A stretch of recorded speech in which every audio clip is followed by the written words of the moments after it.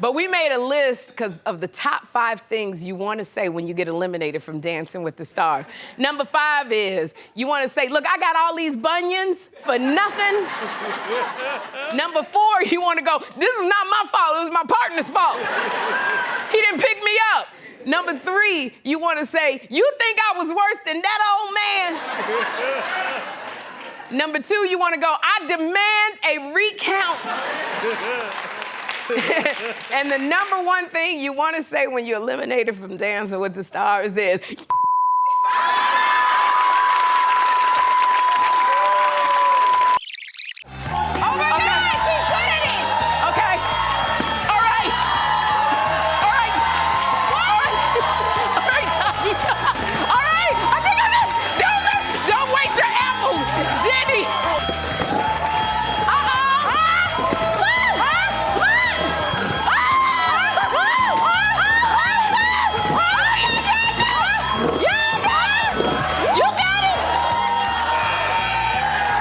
you got 21 points. You got it. What? If I missed one of her apples, she would have killed me. She would have killed you. You celebrated your 4th anniversary with your husband, JB, in Italy. Yes, I did. 4 years. 4 years. How was it? Listen, first of all, we had a time. Second of all, it's only people who love you that call you and go, girl, I saw you in that bathing suit. Now, I want the bathing suit, but I want to take the time to tell you, you getting thick. I did. I'm like, she said, I called Niecy, because we go through our face. I said, girl, you getting thick, them thighs. I know, but listen, the thing about it is, when you thick, you don't need nobody to tell you. You don't need nobody to tell you that. And I'm like, Sherri, I said, but you know how we do. Yes. We gain in our off season. Yes. Then we get back to our fighting weight when it's time to come back on TV. Time to come back. However, I am married to someone who celebrates every single pound I gain. I mean, every time I gain a pound, she'd be like, that's what I'm talking about. I'm like, what? I hate it. I hate that for me. Because this is your unskinny phase. I know JB likes you thick. I'm in my unskinny phase. You're in your unskinny phase. But I'm happy. You look good, too. I ate so much in Italy that I stepped into the kayak and the whole thing flipped upside down. But that's how you want it to be, girl. This is my 4th time on Sherri's show, and every time I am surprised. She did some kind of thing and made me do disgusting things. Just because I'm on a show called Grotesquerie doesn't mean I want to be gross. All right, this is the last question, or you gotta eat this mystery meat sandwich. Okay. Okay, so your question is, will you promise now to take me as your +1 next time you're nominated for an award?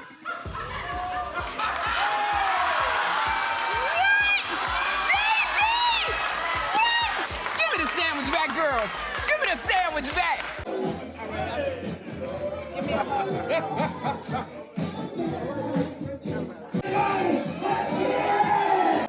Finally, there is a gorgeous picture of me in this hallway.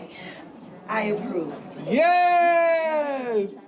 Luenell was taping her first Netflix comedy special last year in her hometown city of Oakland, California.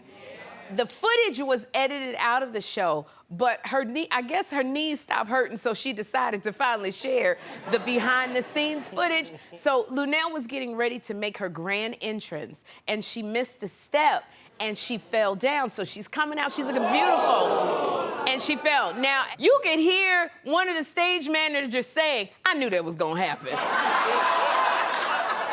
Which means it happened before. Somebody else fell. And I'm going, why y'all didn't say anything or put, yellow tape on the floor? They probably figured because she had that bright yellow dress, she was gonna see it. When I was an up-and-coming comic, I remember I was so poor, I didn't fix the heels on the bottom of my shoes. And ladies, when you don't fix the heels, it catches on everything. So I was walking down the stairs to come get on the stage, and I fell down a full flight of stairs and I landed right in front of a group of people at a table. Now, this was at a black comedy club. Let me tell you the difference between a black comedy club and a white comedy club. At a white comedy club, when you fall down, everybody rushes, they want to help you up.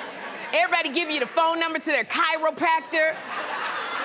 Somebody's going, here, I'm an attorney, you can sue.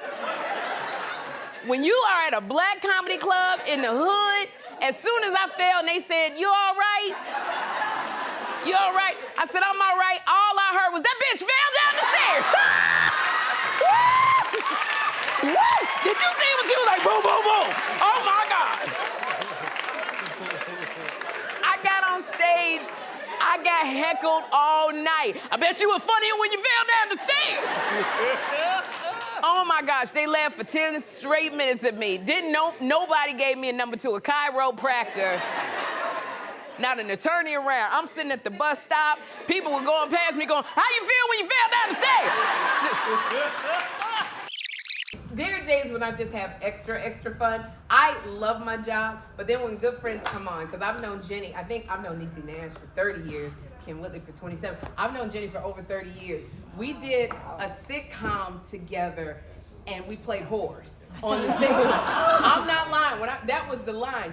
She played a girl who slept with everybody. I played her best friend who was her roommate, and they had us dancing and singing, and that's when we met. And we stayed friends. So I knew her when she was dating Donnie. And I gotta say, she talked about before the View. Every time, Barbara Walters was like, what is going on in that dressing room? And I didn't tell Barbara, Jenny and there doing it with Donnie Wahlberg. Doing it with Donnie Wahlberg. Every time I was like, girl, you gonna get us in trouble. Like, you in there y'all can't keep your hands off each other for a doggone 10 minutes. And then Jenny, because Jenny she did one season on The View, and they would require us to go and watch all of the plays, all of the movies. That's what I do on this show. I watch all of the films that people, I try to read everybody's book. And Jenny didn't want to go see any of the people's stuff. So I was always going. Now, Whoopi didn't have to go because she got tenure. That's Whoopi Goldberg. Joy Behar was like, I'm too tired, I'm hot. So she didn't go. Elizabeth Hasselbeck had her kids. So it was just me and Jenny. We were supposed to go, and we would always come back. I would go. I'd never see Jenny there. She was not there. And she'd always come in, and Barbara would say, Jenny, did you go to the play, or did you go see the movie? And Jenny would go, yeah, Donnie and we were in the back, and it was so surreal. It was ethereal. And I was like, bitch, you wasn't even there. I was there.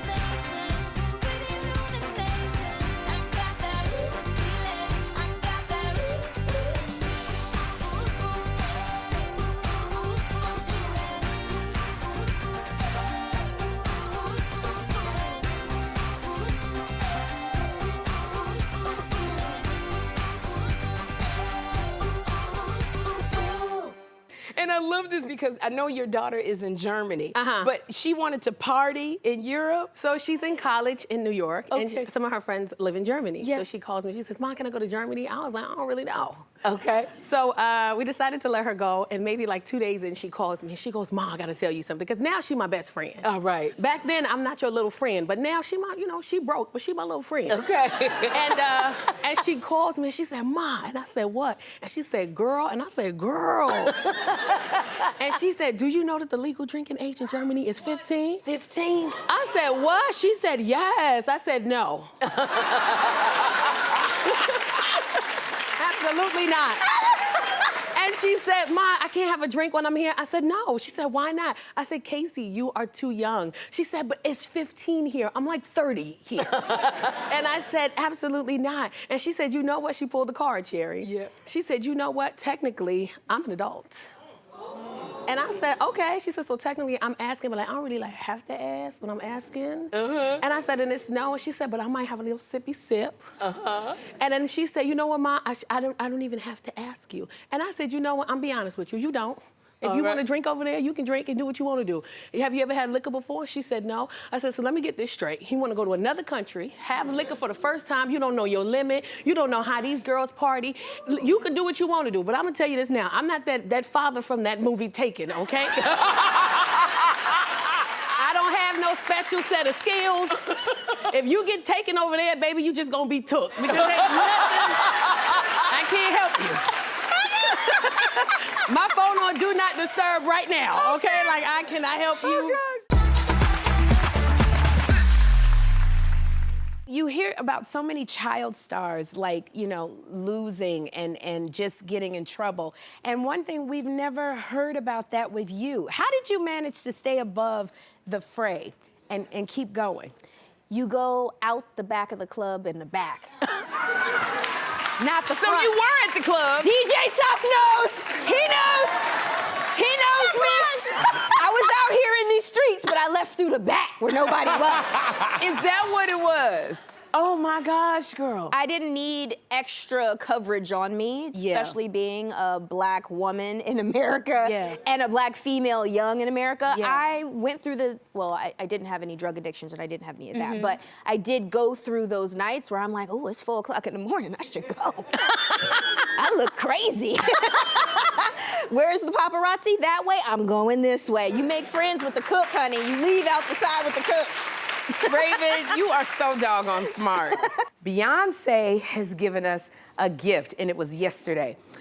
But I saw it today. She launched a campaign with Levi Jeans, and she dropped a new ad. And I'm telling you, Beyoncé will get you every time. This is the only one. Beyoncé is the only person who looks good in granny draws, okay? I got a pair looking like that, got a black pair like that, and when I put them on, I look like a man in granny draws. Or I look like I'm wearing an adult diaper in those things. Beyoncé looks amazing. And Beyoncé looks so good, I want to do this at my local laundromat. I want to go in there.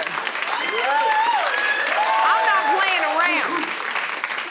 I got fantasies of going in there with my Levi's that I done had the alteration lady at the laundromat put elastic in there so they can stretch, depending on what weight I gain or lose, pull them off slowly, walk in my granny, but they call the police if they saw me doing all of that.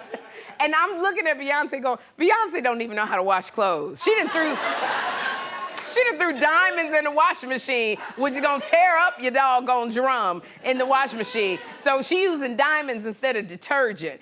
But I love the way it looks. I think that they should have shown her putting her jeans back on, because that would have been great too.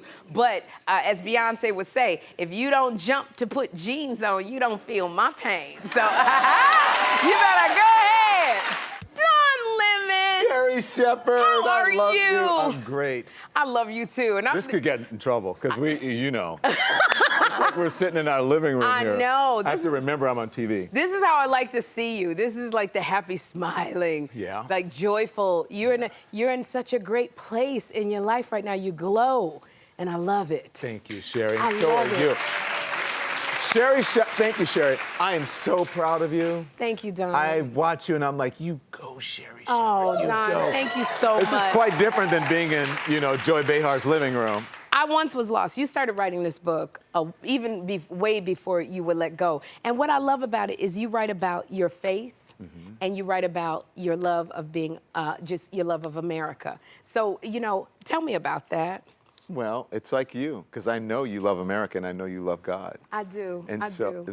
And that's why I think that we bond, because I wrote this book because of my love of country and my love of God, and how that helped me to become the person I am today, and really to fight against toxic evangelical teachings that really sought to marginalize me, and as it does to other marginalized communities. Yeah. And I said, you know what, I have to write about it. But also, as you know, I had a crisis of faith after my sister died.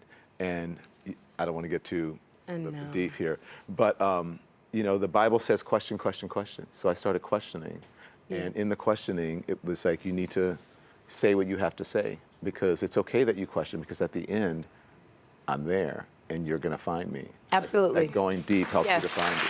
God can handle your question. He can. He wants you to question. He wants you to because question. that makes your faith stronger. Absolutely. Yeah. And I love it because you will be jogging and you listen to T.D. Jakes' I sermons while you're running. Okay, now we both know when T.D. Jakes start going, get ready, get ready, get ready. Yeah. Like, what do you do? Do you ever catch the Holy Ghost while you're running? I do. The weird thing is I think I met T.D. Jakes 3 times. Once I did a story on him. They asked me my mentor, and I was like, my mentor, T.D. Jakes is my mentor in my head because I listen to him in my earbuds. Right. And so I will listen to a sermon, and I'll be jogging down the West Side Highway or whatever, and he'll say, look at your neighbor and say, neighbor, you don't have to believe in my dream. And I'll be running, and I'm running, and I'll go, hey, neighbor, you don't have to believe in my dream. And people are like...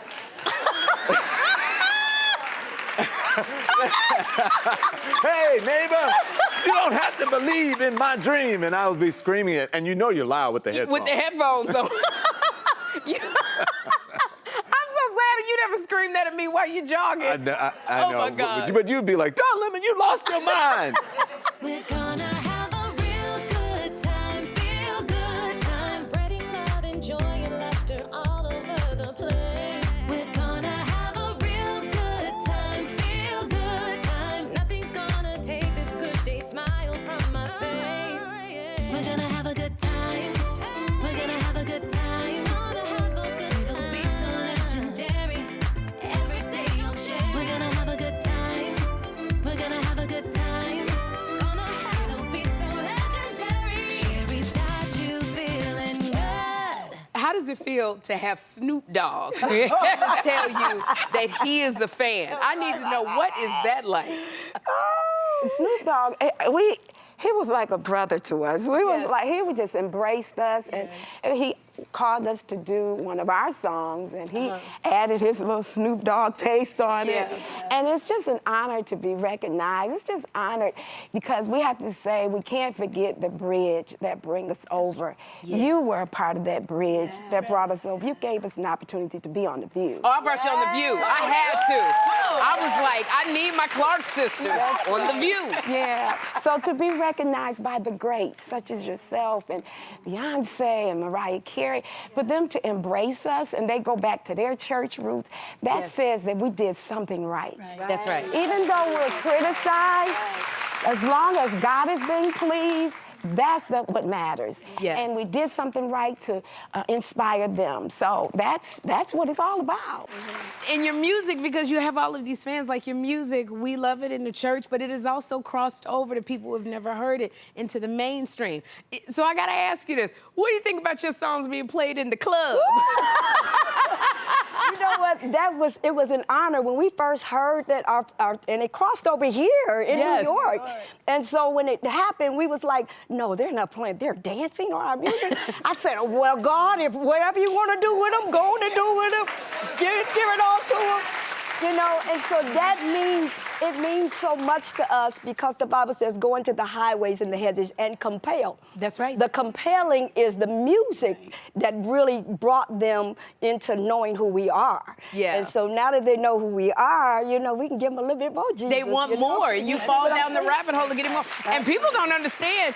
They might be dancing to the music, but those lyrics are speaking life into their soul. It's getting in it. You hey!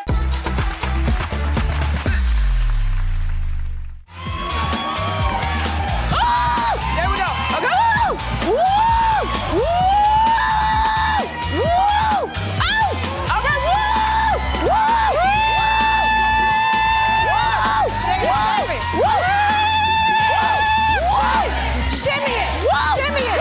Shimmy it! Shimmy it! Shimmy it! Shimmy it! So Demi Moore revealed that she biked 60 miles a day to get in shape for her. Remember that movie, Indecent Proposal? 60 miles a day she biked. She revealed in an interview on CBS Sunday Morning that after giving birth to her daughter, Scout, she put herself through intense training, riding her bike back and forth to the studio every day during filming. Take a look. I think she was like 5 or 6 months old when we were shooting that. So I was feeding her through the night, getting up in the dark with a trainer, with headlamp, biking all the way to Paramount, wherever, even on location where we were shooting. Then shooting a full day, which is usually a 12-hour day, and then starting all over again. Oh my goodness. Woo! 60 miles. 60 miles each way. First of all, y'all, I tried biking from my house to the studio. I got about 6 blocks, and I said, this is some bullshiggity right here. I'm not doing this. That was 6 blocks was enough for me. I parked that city bike right back. I didn't leave. As soon as I heard it click, I walked off. Shoot, I went and called me an Uber, because I'm 60 miles. Clap if you've ridden 60 miles in one, okay, all right. Because 60 miles is a long way. The length of Manhattan is 13.4 miles. So I would have had to bike back and forth 4.5 times the length of Manhattan. 60 miles is like to my auntie's house in Chicago.